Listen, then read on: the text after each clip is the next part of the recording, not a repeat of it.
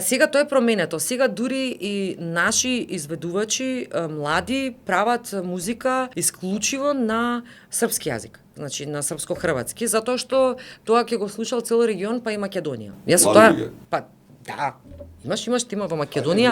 Ние што фативме дело од Да. учевме српско-хрватски. Па идејата е да се пробиваат на тој пазар и дека тоа бил као регионален нели пазар кој што полесно ќе помине ако го пееш тоа нели на друг јазик, на српски и не прават македонски верзии на песните, што за мене едноставно мислам дека и публиката тука има проблем во Македонија. Ако велиме дека сме многу со големо влијание од надвор, не ги слушаат песните ако ти како македонец не му направиш македонска верзија на песната. Народот е умен. Да. Паметен е. Народот е умен. И знае да процени, но жално и тажно е млади луѓе тоа да го прават. Барем мене.